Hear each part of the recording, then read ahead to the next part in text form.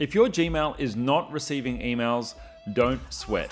This Gmail troubleshooting guide will help anyone with Gmail inbox problems where email is not showing or not being delivered.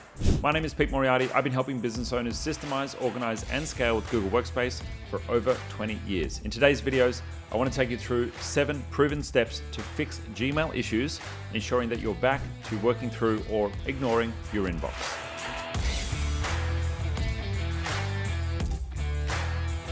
First up, before we get into the tech troubleshooting, it's always a good idea to check for Gmail problems with Gmail themselves. We can go to the Google Workspace status or the Gmail status page, and that's going to actually let you know if there's been any problems. Now, in very rare cases, you could encounter an issue before Google has reported it to the status issue. In that case, you could go to downdetector.com and see if other people are reporting Gmail issues.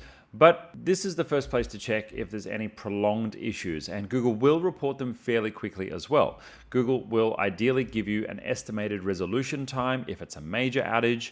In some cases, it's just a matter of patience. But this is not the most common issue with Gmail. There's lots of other things that can go wrong. And if you check the basics and it's all green flags from Google themselves, let's look a bit deeper to work out why you might not be receiving your email. So first up, let's check your storage. Often a Google account will consume its storage because it shares storage with both Google Drive and Gmail.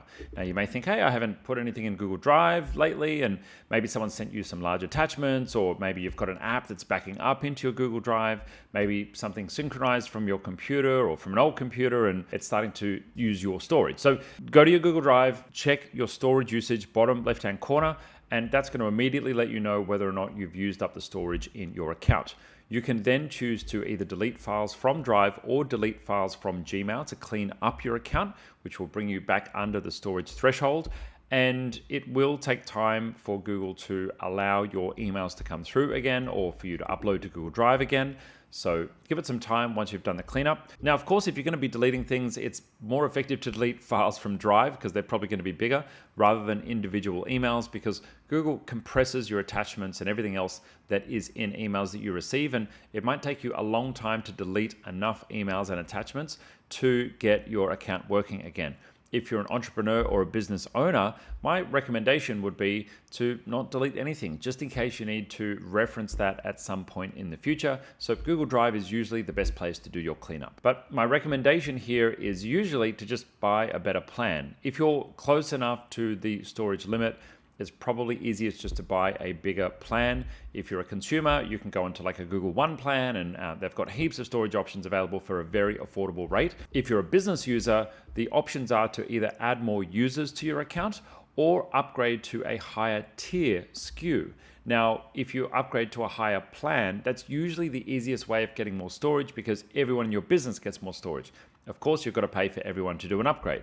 If you just need to get out of trouble with just a bit more space, adding one more user account license might be enough for you. Now, there is a third option. You can buy just storage for your Google account alone, but it's prohibitively expensive. And so unless you're quite a large organization, usually the most cost-effective option is to either buy one more user or upgrade everyone to the next plan up. If storage wasn't your issue, let's move on to email filters. Now, there's a number of ways that emails can mistakenly be filtered and routed past your inbox into your trash, into your spam, or into somewhere else. And this will most commonly happen when you have some kind of malicious access to your account.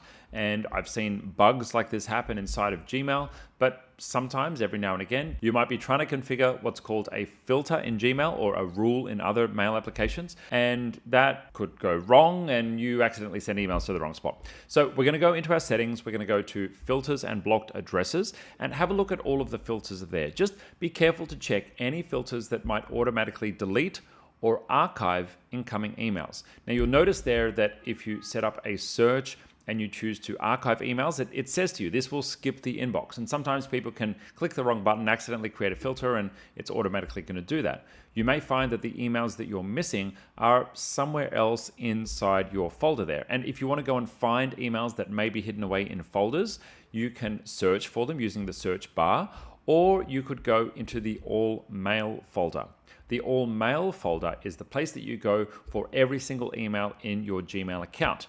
even things that have been removed from the inbox, even things that have been sent, even things that are sitting in other labels, they all exist inside of all mail. It's basically like a catch-all for everything in there. And that's usually the best place to look if you think you may have an email, but it's not showing up in your inbox. Now, if this fixes it, you can, of course, try sending yourself another email, see if it comes through without being filtered. Fingers crossed that's your problem. Be mindful that if somebody else has access to your account, if you think a filter might have been created by a spammer or a nefarious actor, the best thing for you to do is to change your password and switch on two-factor authentication to make sure that no one else can get access to your account if you've been able to get back into it. Next up is to check the spam folder. So sometimes emails are flagged as spam when they're actually legitimate. Unfortunately, Google only keeps the last 30 days of spam email, but if you're not receiving emails into the inbox, well, maybe that's where they are. Open your spam folder, review any messages that might be in there that you think could be the one that you're looking for. Now, if you do find an email that shouldn't be in there, you can click the not spam button, and that's going to put it back into your inbox and mark it as not spam and kind of train the AI brain of Google that that's not something that you want to have filtered anymore.